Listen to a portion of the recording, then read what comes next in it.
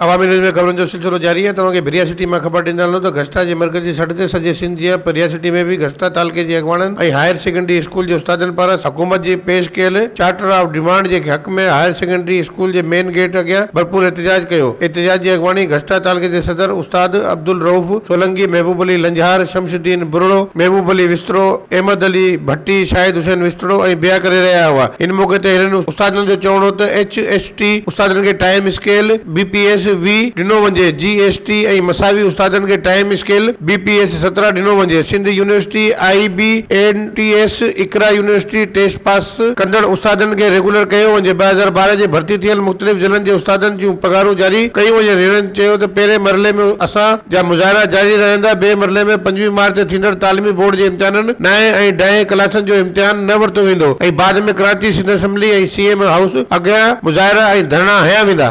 School में हेड master ना है उन इदारे में तक हिकिड़ी रखे सघनि था त उते बहितर तालीम थी सघे थी।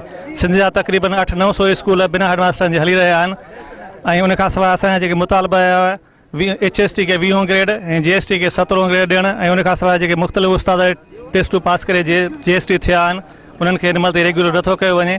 महिरबानी करे गवर्नमेंट खां इहा असांजी इल्तिजा आहे त उन्हनि खे फुल रेगुलर कयो वञे ऐं उस्तादनि जा जेके जाइज़ मसइला आहिनि उहे हल कया वञनि। असांजे सूबे में सिंध में स्पेशली जॾहिं उस्तादनि खे मेरिट ते आंदो वेंदो आहे त पोइ उन मेरिट खे हेठां ब्यूरोक्रेसी या उन्हनि जी जेका क्लर्क लॉबी आहे उन ॾाढो उनखे डिस्करेज कयो आहे। त महिरबानी करे पहिरें त हुकूमत खे इहो सोचणु घुरिजे त जेकॾहिं तव्हां मेरिट ते उस्तादनि खे आंदो आहे त उस्तादनि खे पंहिंजा हक़ ॾिना वञनि।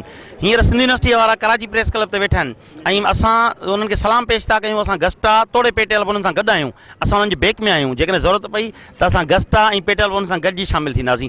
जीअं त गवर्नमेंट खे पुरज़ोर अपील आहे त असांजा मुतालबा मंज़ूर कया वञनि, न त ॿी सूरत में असां अॻिते ज़िले ते सिंध लेवल ते अॻिते वधंदा तहरीक वठंदा। अॼु असांजो जेको 11 मार्च ते एहतिजाज थियो आहे उस्तादनि जे मसइलनि लाइ छो आहे। अॼु असांजो सभिनी हेडक्वाटर में एहतिजाज आहे। सुभाणे खां असांजो हर ज़िले में शेड्यूल मिलियल आहे। असांजो एहतिजाज ओसि ताईं जारी रहंदो जेसि ताईं असांजे उस्तादनि जा मुतालबा मञिया न वेंदा। असांजा जाइज़ मसइला आहिनि, असांजा मुतालबा मञी नोटिफिकेशन जारी रखे असां मां बेचैनी ख़तमु करे। Government secondary school teachers association ॿियनि तंज़ीमुनि खां तमामु सुठी ऐं बहितर तौरु कमु करे पई ऐं असां हाजी मोहम्मद अशरफ जेको असांजो सेंट्रल प्रेसिडेंट आहे उनखे असां हर हाल में लबेक चऊं था। अॼु जेको आहे सो तालुका लेवल ते असांजो एहतिजाज आहे। असांखे मजबूर कयो वियो आहे त असां एहतिजाज में अचूं।